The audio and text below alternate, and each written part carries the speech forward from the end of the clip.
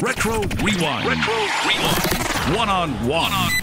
Let's talk about some of the cuts on Photograph Smile. I think one of the cuts that stand out, that's actually even better live, I think it lends itself to being a live track, is Crucified. Now, let me understand something. You wrote this song, or it was inspired by the death of a friend of yours? Yes, I was involved with a friend, as a songwriting friend, who was working on another project, of a group called Toy Matinee, who did fairly well with some pop tunes, but he in particular, this guy Kevin Gilbert, was an incredible writer, a great lyricist too, and a great singer. And unfortunately, he passed away a couple of years ago. But every time that we got together, we would always have so many ideas that we never actually finished anything. So I just thought that, in his memory, that I would actually finish something we started. And the one line that stuck out in my head that we both worked on was "Crucified upon the cross of innuendo," and from that line is the rest of the song was written, basically. So basically, it's a dedication to his memory, right? Oh, it's very much a dedication to his memory, because I think it's not only melodically and arrangement-wise a pretty good song, but lyrically too. It deals with, it mainly looks at Big Brother status, really. Oh, just love the song. Now, okay, I should have known, I guess, about the record industry, I take? Well, I claim that that's mostly the one that can mostly be linked to that. I mean, all the songs on the album are written with the theme of love in mind, but even in business relationships, we deal with the same hurt and same pain and same emotions as we do in personal relationships. And the idea of that song was about the fact that we place far too much faith and trust and hope in other people, and at the end of the day, it's if you want to get something done, you have to do it yourself. And so, yeah, that song to a certain degree was about some of the relationships I was involved in on a business level, but it can also relate to your everyday personal relationship. Okay, all right. Well, speaking of relationships, let's take Photograph Smile, the title track. Was that written about any sort of personal relationship? Yeah, that was written about a long-distance relationship that's from the past. And literally the only thing I had of this person was a photograph of her smiling and waving with a blue sky behind her. And it was just a question of sitting down with a piece of paper and pouring my guts onto the table and, dealing with all the... once again, the hopes and the dreams and the insecurities that relationships, in relationships that we have to deal with. But yeah, sorry, I didn't mean to interrupt you there, but it was obviously important to you because it's, it's the title track of the CD. Yeah, very much so, because Photograph Smile, the idea of a photograph smile reflects so many emotions on so many different levels. For instance, one of the reasons is that music and photographs do seem to have a certain link for me, because they both remind us of times and places and experiences in our life. It's like when you fall in love for the first time, there's that song on the radio, or when you're breaking up for the first time, etc., etc., etc. And the same with photographs too, and it's always been so many, as far as on the media front, it's been so many years of putting on this fake smile just to keep, especially when you're dealing with photographers. And I've always been one that never overtly smiles. I read people's faces and eyes. Eyes tell me whether you're happy or not.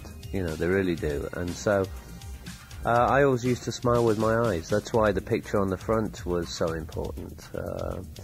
And also because I just felt that it wasn't a necessity for me to have a recent picture on the album cover, because it's not about what I look like, it's about what the songs mean to people. Yeah, absolutely. And speaking of songs, let's talk a little bit about your writing. I mean, it has its own style, or you have your own style, and an edge to some of these songs. What inspires you to write? Everyday life. Simple as that. Just whether it's my own personal experiences or watching friends and family go through experiences. I choose to write about things that I have a connection with. Otherwise, what's the point? And so, yeah, it's mostly about those issues, one way or another. Let's talk about the new hit, I Don't Want to Know. Now, is it true that I mean, I heard that you sort of wrote it tongue-in-cheek to sound like your dad or the Beatles on purpose. Talk to us about that and the video as well.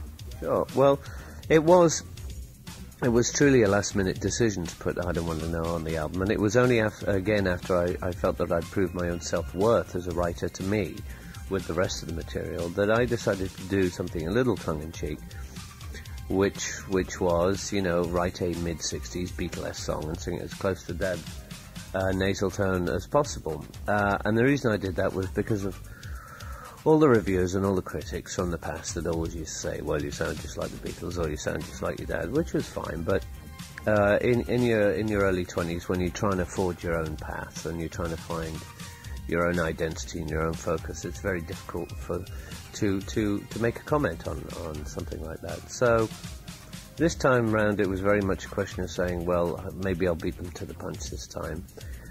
So that with the new album, when this came out, especially I Don't Want to Know, and they'd say, well, you sound just like that, or you sound just like the Beatles, I would say, well, you know what, for the first time in my life and career, I would have to agree with you. Yes, you're right.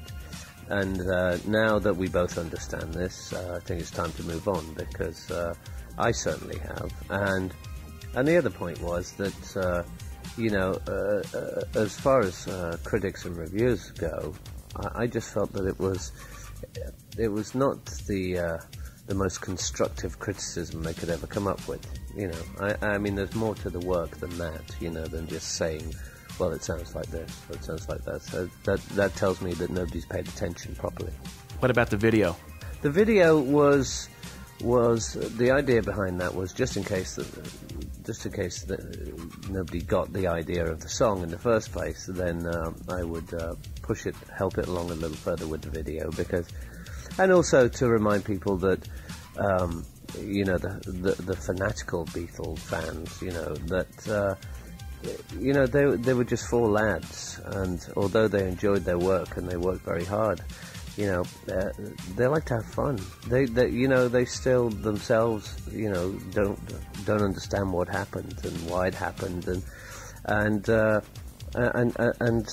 have always looked at it with fondness, and they from the beginning of their relationship together, it was a question of four lads joking around and having a good time. And I think, you know, four humans, you know, and I think people lose sight of that. You know, I mean, I have a great fondness for other artists, you know, and appreciate them and admire their work, but I don't understand people and fans that take it to the next level of being obsessive about other people. Well, they're just ordinary people. I know, absolutely, and that's why I've taken the approach that I have with being as low-key as possible with this. It was not a question of coming in with a wham bam thank you ma'am album. It was very much rebuilding a new foundation,